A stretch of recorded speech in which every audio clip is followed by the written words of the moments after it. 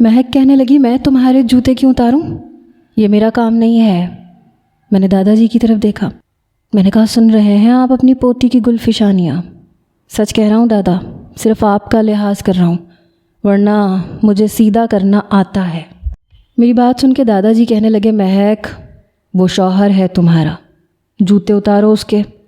تمہاری دادی بھی روز میرے جوتے خود اتارا کرتی تھی میرے بنا کہے۔ مہک کی یہ حالت تھی کہ ابھی رو دے گی۔ کہنے لگی دادی اماں پڑھی لکھی نہیں تھیں ورنہ انہیں بھی اعتراض ہوتا۔ میں نے کہا لو جی، اور سنیں دادا جی اپنی پوتی کی جاہلانہ باتیں۔ ارے پڑھی لکھی لڑکیاں شوہر کے حقوق سے اچھی طرح واقف ہوتی ہیں، انہیں تو بتانا ہی نہیں پڑتا کہ ان کے فرائض کیا ہیں، اور آپ کی پوتی کو اپنے پڑھے لکھے ہونے پہ اتنا گھمنڈ ہے کہ اسے شوہر کے حقوق بھی نظر نہیں آتے۔ مرتضیٰ صاحب نے کہا جلدی کرو جوتے اتارو عزیز کے۔ یہ سن کے وہ مجھے یوں دیکھ رہی تھی کہ کچا چبا جائے گی۔ اس نے میرے شوز اتارے، پھر میرے موزے بھی اتارے، اور ناک منہ چڑھاتے ہوئے میرے جوتوں کے اندر موزے رکھ کے کمرے میں چلی گئی۔ میری پہلی کامیابی پہ مرتضیٰ صاحب نے میری ہتھیلی پہ تالی ماری تھی۔ کہنے لگے کمال کر دیا تم نے، دیکھو اسے ذرا بھی ڈھیل دینے کی کوشش مت کرنا۔ میں نے کہا آپ فکر ہی نہ کریں، بس آپ نے میرا ساتھ دینا ہے۔ کہنے لگے میں 100% تمہارے ساتھ ہوں۔ میں نے پھر سے اسے آواز دی۔ میں نے کہا مہک باہر آؤ۔ کچھ ہی دیر میں وہ کمرے سے باہر آئی، بڑے غصے میں تھی، ہاتھ دھلے ہوئے تھے۔ میرے خیال سے 5 منٹ تک اس نے صابن سے رگڑ رگڑ کے اپنے ہاتھ ہی دھوئے ہوں گے۔ نفرت جو تھی اسے غریبوں سے۔ کہنے لگی اب کیا ہے؟ میں نے کہا بھوک لگ رہی ہے، کھانا لگاؤ۔ میں نے کہا دادا جی آپ نے کھانا کھا لیا؟ کہنے لگے ہاں بیٹا میں تو پرہیزی کھانا کھا رہا ہوں، میں کھا چکا ہوں، تم کھانا کھاؤ۔ میں کچن میں آ گیا۔ اس وقت تک ملازمہ اپنے کوارٹرز میں جا چکی تھی، اسی لیے کھانا محترمہ مہک کو گرم کرنا پڑ رہا تھا۔ اوون میں اس نے کھانے کا باؤل رکھا، کھانا گرم کر رہی تھی۔ میں نے سنک سے اپنے ہاتھ دھوئے اور اپنے ہاتھ میں اس کے دوپٹے سے صاف کرنے لگا۔ اگلے ہی لمحے اس نے اپنا دوپٹہ کھینچا۔ کہنے لگی یو بلڈی۔ اس سے پہلے کہ آگے کچھ کہتی میں نے کہا خبردار چپ، اپنی زبان کے جوہر مجھے دکھانے کی کوشش کی تو زبان کھینچ لوں گا تمہاری۔ میرا لہجہ انتہائی غضبناک تھا۔ پہلی بار میں نے اس کی آنکھوں میں کچھ خوف دیکھا تھا۔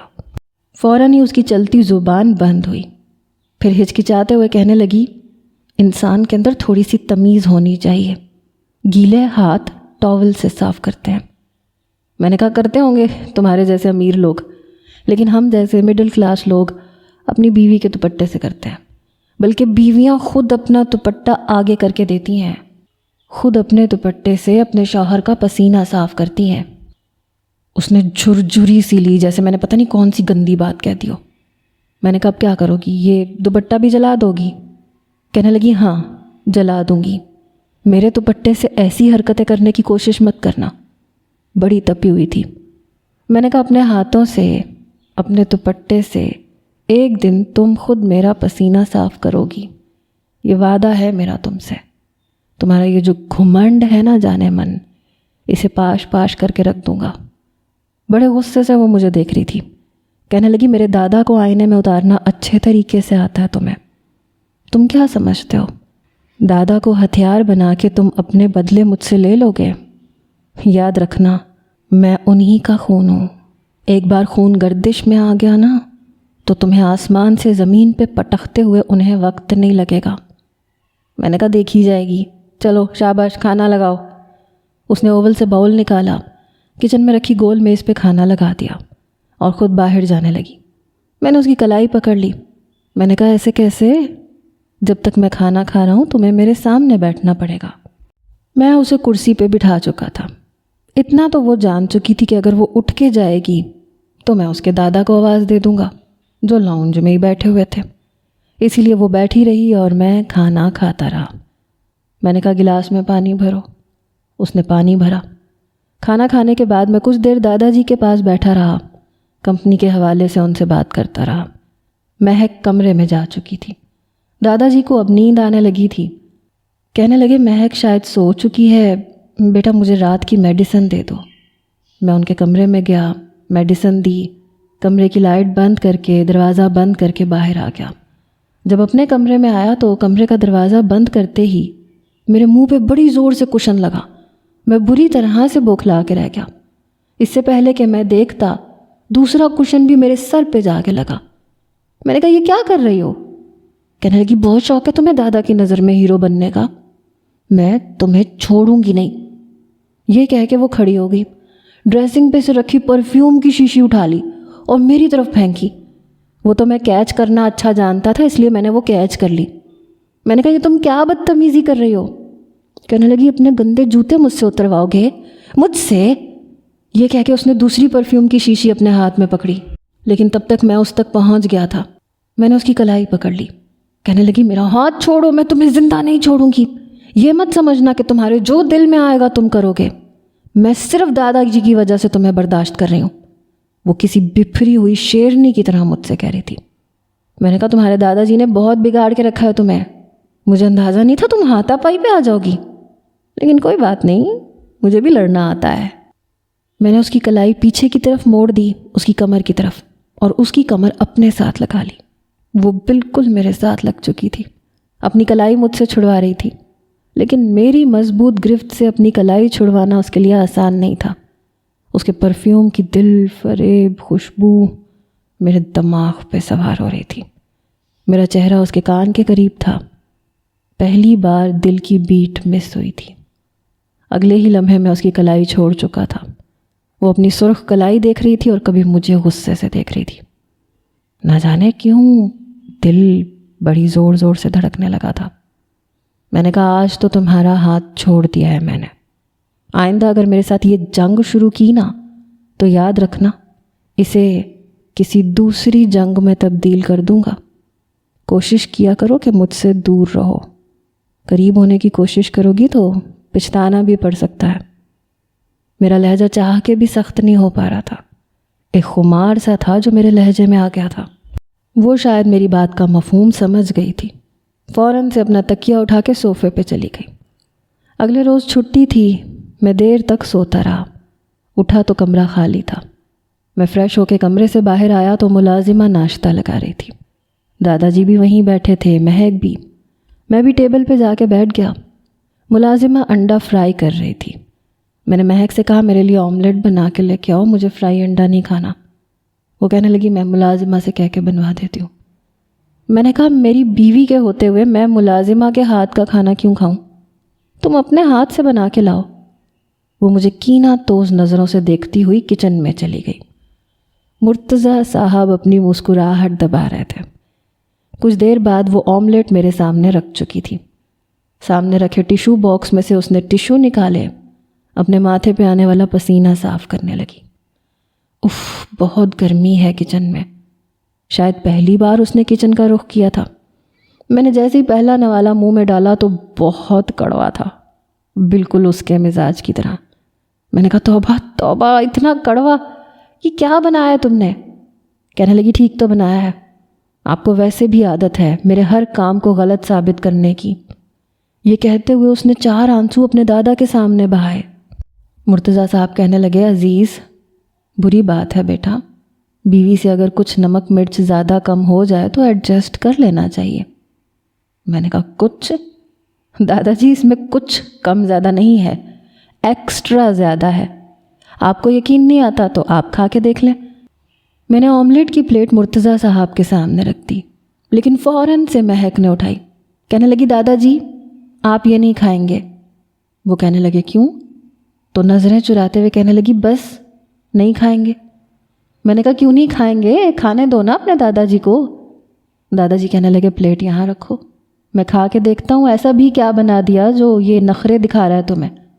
وہ کہنے لگی نہیں دادا جی آپ کا بی پی شوٹ کر جائے گا، اس میں بہت تیز نمک ہے. اپنی غلطی کا اعتراف وہ خود ہی کر گئی تھی. دادا جی نے ماتھے پہ بل ڈالے. مہک یہ کیا حرکت ہے، جاؤ عزیز کے لیے دوبارہ سے آملیٹ بنا کے لاؤ اور اس بار بالکل ٹھیک بنانا. وہ دوبارہ سے کچن میں چلی گئی. اس بار بالکل ٹھیک بنا کے لائی. میں نے کہا دادا جی آج چھٹی ہے، اگر آپ اجازت دیں تو کیا میں اپنی بیوی کو گھمانے کے لیے لے جا سکتا ہوں؟ مرتضیٰ صاحب کہنے لگے کیوں نہیں، جاؤ جاؤ گھومو پھرو انجوائے کرو. میں نے کہا مہک تیاری کر کے آؤ۔ وہ کہنے لگی مجھے کہیں نہیں جانا۔ میں نے مرتضیٰ صاحب کی طرف دیکھا، انہوں نے اس کو گھور کے دیکھا۔ وہ فوراً سے اٹھ کے کمرے میں چلی گئی۔ کچھ دیر بعد وہ تیار ہو کے باہر آ گئی۔ میں نے اس کا ہاتھ پکڑ کے اسے باہر لے آیا۔ پارکنگ ایریا میں جہاں اس کی 3 گاڑیاں کھڑی تھیں وہاں میری موٹر سائیکل بھی کھڑی تھی۔ میں اسے موٹر سائیکل کے پاس لے کے آیا۔ کہنے لگی میں اس پہ نہیں بیٹھ سکتی، مجھے بائک پہ نہیں بیٹھنا آتا، میں کبھی نہیں بیٹھی ہوں۔ میں نے کہا اس سے پہلے تمہارا پالا کسی خاص لڑکے سے پڑا بھی نہیں ہے، خیر آہستہ آہستہ عادت ہو جائے گی۔ وہ کہنے لگی میں اس میں کیوں بیٹھوں، 3 گاڑیاں کھڑی ہیں، ہم ان میں بھی جا سکتے ہیں۔ میں نے کہا میری حیثیت ان گاڑیوں میں بیٹھنے کی نہیں ہے، تمہارے دادا کا اتنا زیادہ احسان نہیں لے سکتا، چلو بیٹھو، میں بتاتا ہوں کیسے بیٹھتے ہیں۔ میں موٹر سائیکل پہ بیٹھ چکا تھا۔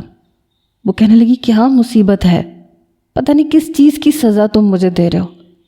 میں نے کہا جلدی سے بیٹھو، جیسے صوفے پہ بیٹھتے ہیں ویسے بیٹھو۔ وہ ڈرتے ڈرتے بیٹھی۔ میں نے کہا میرے کندھے کو جتنی مضبوطی سے پکڑ سکتی ہو پکڑ لو۔ اس نے میرے کندھے پکڑے۔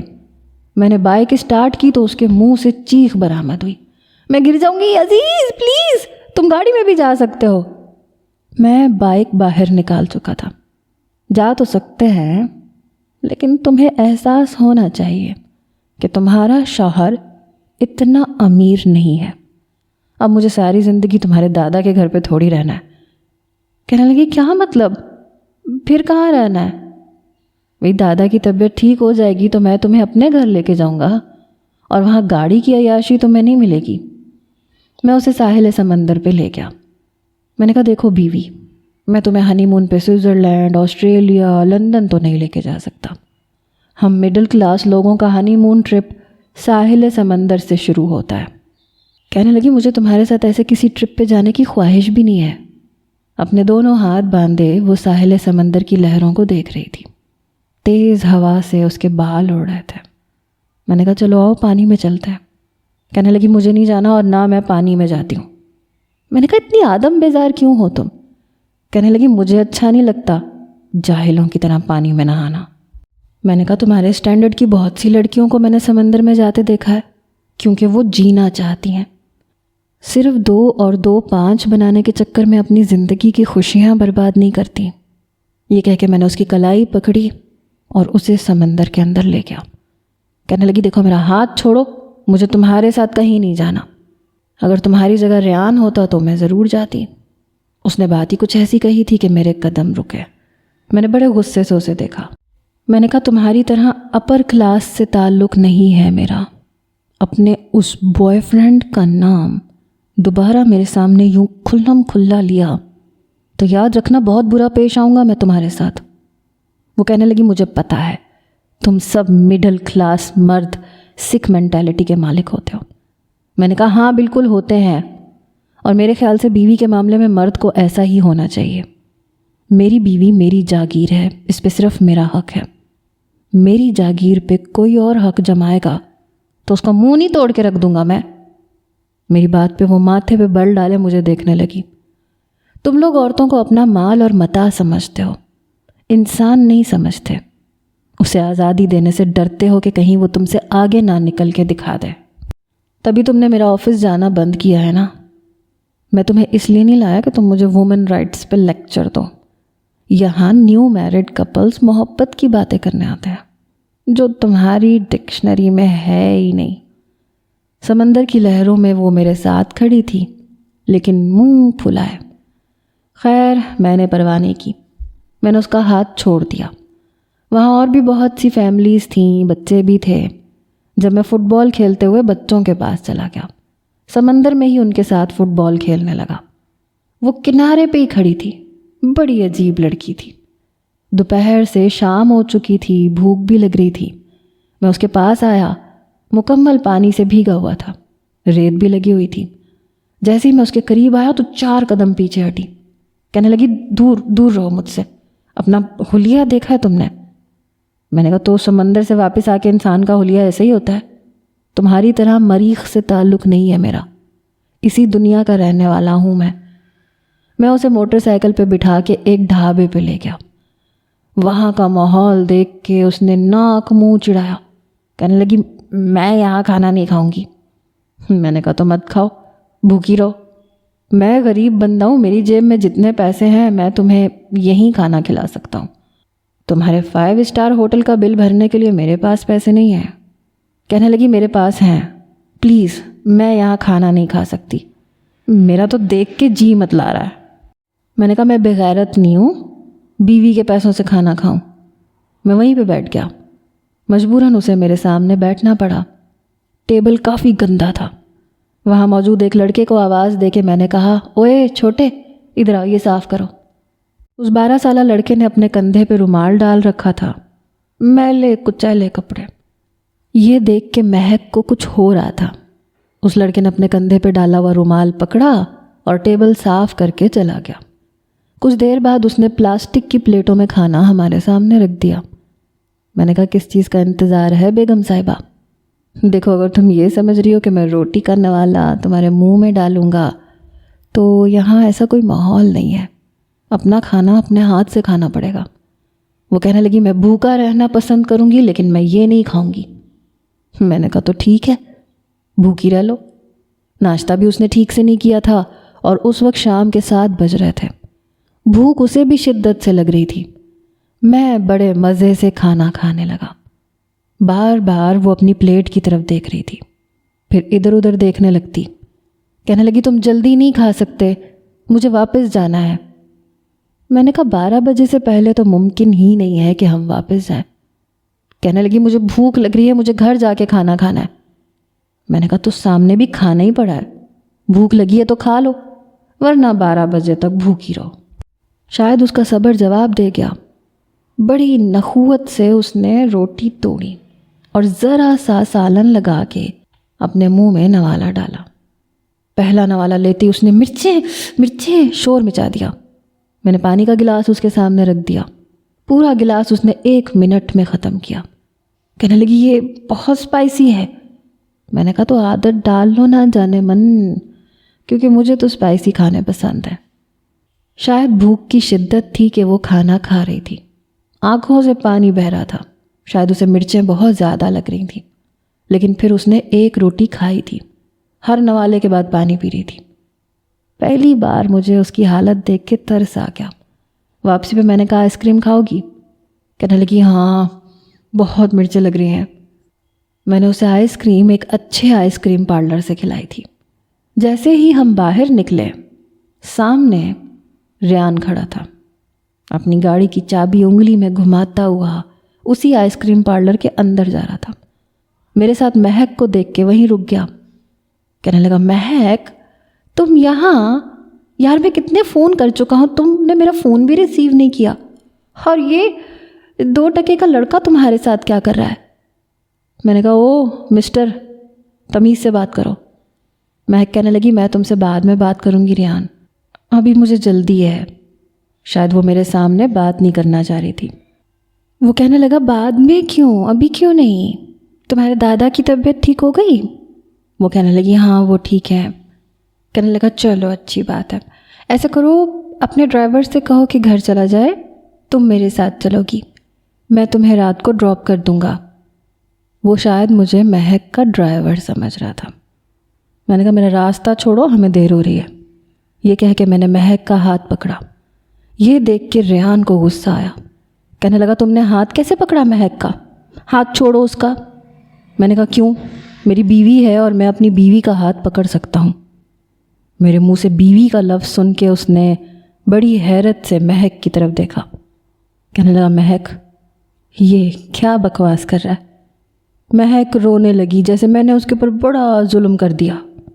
کہنے لگی دادا جی نے زبردستی میری اس سے شادی، یہیں تک ہی کہا اور پھر سے رونے لگی۔ ریان کہنے لگا اے لڑکے ہاتھ چھوڑو اس کا ورنہ میں نے کہا نہیں چھوڑتا میں، کیا کر لو گے؟ شاید وہ جس گاڑی میں آیا تھا اس کے اور دوست بھی تھے جو اب ریان کے ساتھ آ کے کھڑے ہو گئے۔ وہ 4 لڑکے تھے اور اسی طرح برگر ٹائپ کے تھے۔ وہ کہنے لگا اس بلڈی فول نے زبردستی میری گرل فرینڈ کے ساتھ شادی کی ہے، میں اسے چھوڑوں گا نہیں۔ مہک سے کہنے لگا تم گاڑی میں جا کے بیٹھو، اس سے ہم سیدھا کرتے ہیں۔ یہ کہہ کے انہوں نے اپنی آستینیں اوپر چڑھا لیں۔ میں نے مہک کا ہاتھ چھوڑ دیا۔ میں نے کہا وہاں کھڑی ہو جاؤ میری موٹر سائیکل کے پاس۔ ان کی گاڑی کی طرف تم نے 2 قدم بھی بڑھائے تو یاد رکھنا، مجھ سے برا تمہارے لیے پہلے بھی کوئی نہیں ہے اور اب بھی کوئی نہیں ہوگا۔ میں نے بھی اپنی آستین کے بٹن کھولے، اوپر کی طرف فولڈ کیے۔ ویسے بھی وہ چھوئی موئی سے لڑکے میرے سامنے کچھ بھی نہیں تھے، بس میرے 2 پنچز پہ ریان سمیت 4 لڑکے گاڑی میں بیٹھ کے جا چکے تھے۔ ہم دیکھ لیں گے تمہیں، چھوڑیں گے نہیں، دھمکیاں دے کے چلے گئے۔ جب میں مہک کے پاس آیا تو وہ کچھ خوف زدہ سی لگ رہی تھی۔ میں نے کہا یہ تھا تمہارا عاشق، 2 مکے کھا کے بھاگ گیا؟ کہنے لگی پڑھے لکھے تمیزدار لڑکے تمہاری طرح بدمعاش نہیں ہوتے۔ میں نے کہا لڑکے؟ یہ کہہ کے میں نے تمسخرانہ مسکرایا۔ میں نے کہا یہ تمہیں یہ لڑکے لگتے ہیں؟ خیر اپنی اپنی چوائس ہے۔ میں موٹر سائیکل پہ بیٹھ چکا تھا اس لیے اسے بھی بیٹھنا پڑا۔ گھر آ کے میں نے شاور لیا، کپڑے تبدیل کر کے جب میں بیڈ پہ لیٹنے لگا تو وہ صوفے پہ بیٹھ کے کچھ سوچ رہی تھی۔ پھر مجھ سے کہنے لگی عزیز میں تم سے کچھ کہنا چاہتی ہوں۔ میں نے کہا ہاں بتاؤ کیا کہنا ہے؟ کہنے لگی اس میں تمہارا بھی فائدہ ہے۔ صوفے سے اٹھ کے میرے پاس بیڈ پہ آ گئی۔ میں نے کہا بتاؤ کیا بات ہے؟ کہنے لگی میں تمہیں ایک اچھی خاصی رقم دے سکتی ہوں اگر تم میرا ساتھ دو تو۔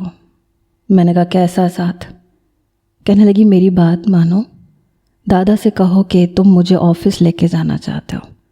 دیکھو میں جانتی ہوں تم میرے جیسی لڑکی کے ساتھ زندگی نہیں گزار سکتے، میں تمہارے ٹائپ کی نہیں ہوں اور بن بھی نہیں سکتی، اور نہ میں تمہارے ساتھ اچھی زندگی گزار سکتی ہوں۔ تم دادا کے سامنے یہ ظاہر کرو کہ جیسے تمہیں میرے ساتھ رہنے میں بہت مشکل پیش آ رہی ہے، اور پھر تم مجھے چھوڑ دینا، اور بدلے میں تمہیں پورا 1 کروڑ دوں گی۔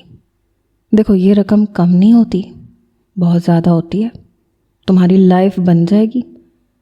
میں نے کہا ہمارے ہاں شادی کے نام پہ سودے بازی نہیں ہوتی، مجھے تمہاری ایسی کوئی بھی ڈیل منظور نہیں ہے، اور ویسے بھی بقول دادا کے سب کچھ میرا ہے۔ جتنے پیسوں کی تم مجھے آفر کر رہی ہو دادا جی کی کمپنی میں چند آرڈرز پورے کر کے میں بڑے آرام سے کما سکتا ہوں، پھر میں تمہارا احسان کیوں لوں؟ میری بات سن کے کہنے لگی اوہ اچھا، تو تم میرے دادا کی جائیداد پہ نظر رکھے ہوئے ہو، سب کچھ ہتھیانا چاہتے ہو۔ میں نے کہا وہ میں سب کچھ ہتھیا چکا ہوں پہلے ہی، تم میری بیوی ہو، تمہارا شوہر ہونے کے ناطے تمہارا سب کچھ میرا ہے، تم سمیت۔ میں نے جمائی لیتے ہوئے کہا صبح مجھے آفس جانا ہے، بہت سخت نیند آ رہی ہے، صوفے پہ سوگی یا پھر میرے ساتھ بیڈ پہ؟ دیکھ لو تمہاری مرضی ہے، میں نے کندھے اچکا کے کہا۔ اس نے مجھے غصے سے دیکھا اور جا کے صوفے پہ لیٹ گئی۔ میں بڑے آرام سے بیڈ پہ سو چکا تھا۔ صبح جب میری آنکھ کھلی تو وہ کمرے میں نہیں تھی، لیکن جیسے ہی میں نہا کے کمرے میں آیا اچانک سے کمرے کا دروازہ کھلا۔ شاید اسے پتہ نہیں تھا میں نے کپڑے چینج نہیں کیے تھے، وہ دروازہ بند کر چکی تھی۔ جب چند قدم اس نے آگے بڑھا لیے تو اس کی نظر مجھ پہ پڑی۔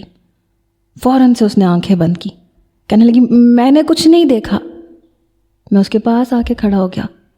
میں نے کہا بے شرم لڑکی، جان بوجھ کے آئی ہو نا تاکہ مجھے یوں دیکھ سکو؟ رات کو ہی تم مجھ سے کافی متاثر ہو گئی تھیں جب میں نے تمہارے عاشق کو دھو کے رکھ دیا تھا۔ تم نے سوچا ہوگا کیسا بہادر اور ہینڈسم لڑکا ہے، اس کے 6 پیکس دیکھنے چاہیے۔ ہوتا ہے جانے من لڑکیاں انہی چیزوں پہ تو مرتی ہیں، اور تمہیں تو ایسا ہینڈسم شوہر فری میں مل گیا۔ جذبات تنگ کر رہے تھے نا، سچ سچ بتاؤ۔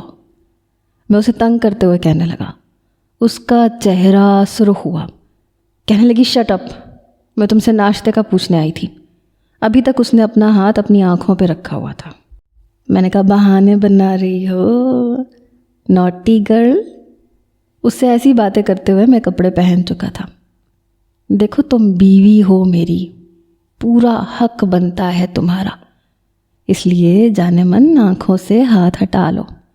دل کے منہ زور جذبوں کو یوں دبانا اچھا نہیں ہوتا۔ یہ کہتے ہوئے میں نے اس کی آنکھوں سے ہاتھ پیچھے کیا۔ میں اس کا ہاتھ پکڑ چکا تھا، اس کی آنکھیں ابھی بھی بند تھیں۔ مجھے ایسا کوئی شوق نہیں ہے، میرا ہاتھ چھوڑو۔ میں نے کہا پہلے آنکھیں کھولو۔ وہ حد درجہ نروس ہوئی تھی۔ میں نے کہا آنکھیں کھولو مہک۔ میری بات پہ وہ ضد ہوئی۔ میرا ہاتھ چھوڑ دو پلیز۔ میں نے کہا پہلے آنکھیں کھولو۔ لرزتی آنکھیں اس نے کھولی۔ مجھے پینٹ شرٹ میں تیار دیکھ کے حیران ہوئی۔ میں ہنسنے لگا۔ اتنا بے شرم نہیں ہوں میں تمہاری طرح، چلو ٹائی پہناؤ مجھے اچھی بیویوں کی طرح۔ لیکن جیسے ہی میں نے اس کا ہاتھ چھوڑا وہ کمرے سے بھاگ گئی۔ رات کو جب میں واپس آیا میرے سر میں درد تھا، اس لیے دادا جی سے میں نے بس سلام ہی کیا اور اپنے کمرے میں آ گیا۔ کچھ دیر بعد مہک کمرے میں آئی۔ تب تک میں اپنے شوز اتار چکا تھا۔ کہنے لگی کھانا تیار ہے۔ میں نے کہا میرے سر میں درد ہے۔ کہنے لگی اوکے ٹھیک ہے، پھر میں اور دادا جی کھا لیتے ہیں۔ میں نے کہا ادھر آؤ۔ وہ میرے پاس آ گئی۔ میں نے کہا میرے سر میں درد ہے، اور جب شوہر کے سر میں درد ہو تو بیوی کو چاہیے کہ اس کا سر دبائے۔ وہ کہنے لگی بیوی گلا نہ دبا دے؟ وہی اکڑ، وہی گھمنڈ سے بھرا لہجہ۔ میں نے اس کی کلائی پکڑ کے اسے بیڈ پہ بٹھایا، پھر میں نے اس کی گود میں تکیہ رکھا اور اس کی گود میں سر رکھ کے لیٹ گیا۔ آج کل چین نہیں آ رہا تھا، پتہ نہیں کیوں کچھ عجیب سی کیفیت ہونے لگی تھی۔ میں نے کہا میرا سر دباؤ، بہت درد ہو رہا ہے۔ مجھ سے اسے ایسی توقع نہیں تھی کہ میں اپنا سر اس کی گود میں رکھ کے لیٹ جاؤں گا۔ وہ کہنے لگی عزیز پیچھے ہٹو۔ میں نے کہا سر دباؤ مہک۔ وہ کہنے لگی آئی ہیٹ یو۔ میں نے کہا پتہ ہے، اس وقت تم سے یہ نہیں پوچھا کہ تم مجھ سے محبت کرتی ہو یا نفرت، سر دبا رہی ہو یا تمہارے دادا جی کو آواز دوں۔ میری بات سن کے کہنے لگی یہ تم مجھے دادا جی کی دھمکی مت دیا کرو، میں ایسا کچھ نہیں کروں گی، میں تمہیں میڈیسن لا دیتی ہوں، کھا لو۔ میں نے کہا اوکے دادا جی، میں نے بلند آواز میں کہا۔ اس نے بے ساختہ میرے منہ پہ ہاتھ رکھا۔ کہنے لگی خبردار جو دادا جی کو آواز دی، میں سچ میں تمہارا گلا دبا دوں گی۔ میں نے اپنے منہ سے اس کا ہاتھ ہٹایا۔ میں نے کہا سر دبا رہی ہو یا پھر؟ وہ زور زور سے میرا سر دبانے لگی۔ میں نے کہا ایسے نہیں، ذرا پیار سے۔ اس نے آہستہ آہستہ میرا سر دبانا شروع کیا۔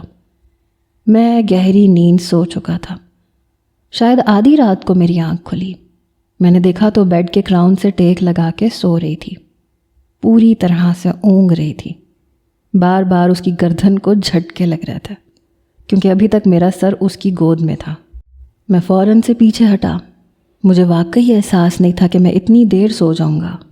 وہ شاید شدید نیند میں تھی۔ میں نے کہا مہک آرام سے لیٹ جاؤ۔ وہ تکیہ درست کر کے لیٹ کے سو گئی۔ پہلی بار جی چاہا کہ اسے سوتا ہوا دیکھتا رہوں، اس کے پاس لیٹ جاؤں، اسے اپنی پناہوں میں لے لوں، لیکن کر نہیں سکتا تھا۔ ایک ٹھنڈی آہا بھر کے رہ گیا، پھر اپنا تکیہ اٹھایا اور صوفے پہ جا کے لیٹ گیا۔ سونے کی کوشش کرنے لگا۔ کافی دیر بعد مجھے نیند آئی تھی۔ اگلے روز میں جب آفس سے واپس گھر پہنچا تو پتہ چلا کہ مہک گھر پہ نہیں ہے، اپنی دوست سے ملنے گئی ہے۔ میں نے کھانا دادا جی کے ساتھ ہی کھایا، پھر ان سے کافی دیر باتیں کرتا رہا۔ مجھے مہک کا انتظار تھا مگر وہ ابھی تک نہیں آئی تھی۔ 10:30 ہو رہے تھے۔ دادا جی اپنے کمرے میں جا کے سو گئے۔ میں نے مہک کے نمبر پہ کئی کالز کیں لیکن وہ فون نہیں اٹھا رہی تھی۔ میں بے حد پریشان ہو گیا کہ یہ کہاں رہ گئی۔ اب تو رات کے 11 بج رہے تھے۔ میں بے حد بے چین تھا۔ دادا جی ویسے ہی نیند کی میڈیسن کھا کے سو چکے تھے، انہیں اٹھا کے پوچھ نہیں سکتا تھا، اور مہک کی کسی دوست کا نمبر میرے پاس نہیں تھا۔ تبھی ایک ان نون نمبر سے مجھے کال آئی۔ مہک تھی، سسکیوں سے رو رہی تھی۔ عزیز مجھے بچا لو، ریان نے پتہ نہیں مجھے کیسا جوس پلایا ہے، میرا سر چکرا رہا ہے، وہ میرے ساتھ زبردستی کی کوشش کر رہا تھا، میں نے اس کے سر پہ گلدان مار دیا ہے، میں اس کے گھر سے بھاگ کے مین سڑک پہ ہوں، میرا فون بھی اس نے چھین لیا، یہ پتہ نہیں کس کا فون ہے، یہ ریان کے گھر پہ رکھا ہوا تھا۔ میں نے کہا اچھا تم کہاں ہو مجھے بتاؤ، میں ابھی تمہیں لینے آ رہا ہوں۔ میں جلدی سے کمرے سے باہر نکلا تھا۔ وہ رو رہی تھی۔ پتہ نہیں میں کہاں ہوں، سب کچھ دھندلا نظر آ رہا ہے۔ میں نے کہا اپنے موبائل سے لوکیشن آن کرو۔ میں جلدی سے گاڑی میں بیٹھا، چوکیدار سے دروازہ کھولنے کے لیے کہا۔ بڑی تیزی سے میں بنگلے سے باہر نکلا۔ وہ شاید لوکیشن آن کر چکی تھی لیکن فون پہ بات نہیں کر رہی تھی۔ گاڑیوں کی آوازیں آ رہی تھیں، رونے کی آوازیں آ رہی تھیں۔ میں بار بار مہک مہک پکارے جا رہا تھا لیکن مجھے اس کی آواز نہیں آ رہی تھی۔ میں بے حد پریشان تھا۔ اس سائڈ کی لوکیشن میرے سامنے تھی۔ وہ ڈیفینس کا علاقہ تھا، زیادہ دور نہیں تھا۔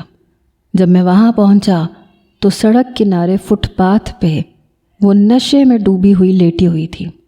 ہاتھ میں موبائل تھا، چند لوگ اس کے قریب کھڑے تھے۔ تب تک میں اس تک پہنچ چکا تھا۔ میں فوراً سے اس کے پاس گیا۔ میں نے کہا مہک۔ میں نے اس کے رخسار کو تھپ تھپایا۔ بہت مشکل سے اس نے تھوڑی سی آنکھیں کھولی۔ لوگ پوچھنے لگے کہ یہ کون ہے؟ میں نے کہا میری بیوی ہے۔ پھر میں نے اسے گود میں اٹھایا، گاڑی کی پچھلی نشست پہ لٹا دیا۔ گھر پہنچ کے میں اسے گود میں بھر کے کمرے میں لے کے آیا۔ مجھے اس پہ بے تحاشا غصہ آ رہا تھا لیکن اس وقت وہ اس کنڈیشن میں نہیں تھی کہ میں اسے کچھ کہہ سکتا۔ شکر ہے کہ وہ ریان کے گھر سے نکل چکی تھی۔ میں نے اسے بیڈ پہ لٹا دیا، اس پہ لحاف ڈالا، خود صوفے پہ جا کے بیٹھ گیا۔ اگر وہ مجھے کال نہ کرتی یا ریان کے گھر سے نہ بھاگی ہوتی تو پتہ نہیں کیا ہو جاتا۔ میں صبح تک جاگتا رہا۔ اس کی آنکھ کھلی، مجھے جاگتا دیکھ کے شرمندہ ہوئی لیکن میں غصے سے پاگل ہو گیا تھا۔ میں اس کے پاس آ گیا۔ میں نے کہا کس سے پوچھ کے گئی تھی ریان کے گھر؟ وہ رونے لگی۔ میں بیڈ پہ اس کے پاس بیٹھ گیا۔ میں نے کہا مہک، میں کچھ پوچھ رہا ہوں تم سے۔ تمہیں اندازہ ہے کہ تمہارے ساتھ کیا ہو سکتا تھا؟ اتنا اعتبار تھا تمہیں اس پہ، دیکھ لیا تم نے اس کا اصل روپ۔ تمہیں لگ رہا تھا تمہارا دادا تم سے محبت نہیں کرتا، انہیں تمہارا خیال نہیں ہے، وہ بے وقوف ہے، تم عقل مند ہو، تم اپنی زندگی کا فیصلہ ان سے بہتر کر سکتی ہو۔ دیکھ لیا اپنی منمانی کرنے کا نتیجہ۔ کہنے لگی عزیز پلیز دادا جی سے کچھ مت کہنا۔ میں نے کہا کیوں نہ کہوں؟ انہیں بھی تو پتہ چلے کہ ان کی پوتی ان کی آنکھوں میں دھول جھونک کر دوست کا بول کے اپنے عاشق سے ملنے گئی تھی۔ میں جیسے ہی بیڈ سے اٹھنے لگا مہک نے میرا ہاتھ پکڑ لیا۔ عزیز آئی ایم سوری، پلیز دادا جی سے کچھ مت کہنا، وہ برداشت نہیں کر پائیں گے۔ بڑی مضبوطی سے اس نے میرا ہاتھ پکڑ رکھا تھا، پھر میرے کندھے پہ سر رکھ کے رونے لگی۔ مجھے معاف کر دو، میں نے دادا جی کو غلط سمجھا، تمہیں بھی غلط سمجھتی رہی، مجھے معاف کر دو۔ میں فوراً اس سے پیچھے ہٹ گیا۔ دل بے بسی سے دھڑکنے لگا تھا۔ میں چاہ کے بھی اس کے قریب نہیں ہو سکتا تھا، اسے سینے سے نہیں لگا سکتا تھا کیونکہ